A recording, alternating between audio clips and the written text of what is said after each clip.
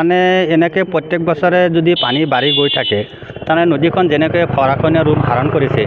তাৰমানে মোটামুটি এইটো বছৰ কিবা কাৰণে অলপ ছেফ হ'লেও PWD ৰাস্তাটো থকাৰ কাৰণে কিন্তু অহা বছৰ যেন অৱস্থা হৈছে ৰাস্তাটো ভাঙি পেলাই গাঁওখন পূৰা ধ্বংস কৰি দিব গতিকে মই চৰকাৰক অনুৰোধ জনাওঁ যাতে এই গৰাখহনীয়াটো ৰোধ কৰে আচলতে প্ৰকৃততে দেখা পাইছোঁ যে আমাৰ যিবিলাক ডাঙৰ ডাঙৰ নৈবিলাক আছে সেইবিলাকক বিভিন্ন ধৰণৰ জিঅ'বেগেদি কামবিলাক ষ্টাৰ্টিং কৰি পেলাই সমাধান কৰিব বিচাৰি আছে এইখন আমাৰ সৰু নদী হ'লে কিন্তু ইয়াৰ ৰোধটো অলপ বেছি কাৰণ যেনেকৈ গৰাখহনীয়া কবলত দেখিছোঁ ইয়াত আমাৰ জিঅ'বেগ হ'লে তাৰমানে ভাল হ'ব তাৰমানে আৰু তাতো যদি সেইটো কৰিব নোৱাৰে তেনেহ'লে আপোনাৰ পলদাৰেদি হওক পাৰ্ক পাতি দিলে তেনে গৰাখহনীয়া ৰোধটো সমাধান হ'ব জলসম্পদ মন্ত্ৰী আচলতে বানপানীৰ সময়ত যি সমস্যাৰ সৃষ্টি হৈছিল তাৰ বুজ ল'বলৈ আহিছিল নাই অহা নাই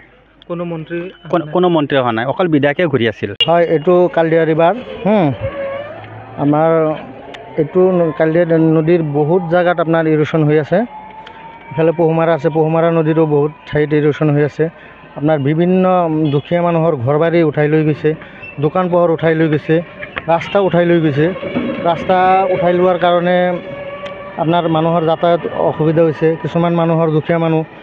মাটি চাটি নাই অলপ জায়গাত ঘৰ বনাই আছে সেইখিনি মাটি গুচাই লৈ গৈছে ঘৰ উঠাই লৈ গৈছে এতিয়া মানুহৰ থাকাৰ হাহাকাৰ লাগি গৈছে নদীৰ কাষত কিমান মানুহ আছে বসবাস কৰি আছে মিনিমাম আপোনাৰ এইটো এৰিয়াত আমাৰ ভক্তডুবা কাৱৈমাৰী 11 নম্বৰ ব্লক এৰিয়াত মিনিমাম 10,000 মানুহ মানে বসবাস কৰি আছে চৰকাৰে বাৰম্বাৰ কৈ আছে যে গৰাখহনীয়া আচলতে ৰোধ কৰাৰ চেষ্টাত চৰকাৰে অবিৰতভাৱে চেষ্টা চলাই আছে একেবাৰে মানে আমাৰ এইবিলাক সৰু সৰু উপনৈবিলাক যিবিলাক আছে কালদিয়া পহুমাৰা এইবিলাকক চৰকাৰে কোনো গুৰুত্বই দিয়া নাই বিশেষকৈ আমাৰ এই অঞ্চলত টোটেলি গুৰুত্ব দিয়া নাই চৰকাৰে বেলেগ জায়গাত দেখা পাইছোঁ বাকী ব্ৰহ্মপুত্ৰত কিছুমান ঠাইত কাম কৰি আছে কিন্তু আমাৰ এই অঞ্চলত কোনো কাম চাম কৰা নাই বাৰ বাৰ অনুৰোধ কৰাৰ পিছতো চৰকাৰে কোনো গুৰুত্ব দিয়া নাই স্থানীয় যিগৰাকী বিধায়ক আছে তেখেতৰ কাম কাজ কেনেকুৱা হৈ আছে তেখেতে যথেষ্ট পৰিমাণে কষ্ট কৰি আছে সদায় আমাৰ খা খবৰ লৈ আছে সদায় তেখেতে যোগাযোগত আছে আৰু শুনা পাইছোঁ চৰকাৰৰ লগতো কথা পাতি আছে এই বিষয়ে কিন্তু চৰকাৰে গুৰুত্ব দিয়া নাই যিকোনো খবৰৰ বাবে যোগাযোগ কৰক আমাৰ এই নম্বৰত 7099017330 আৰু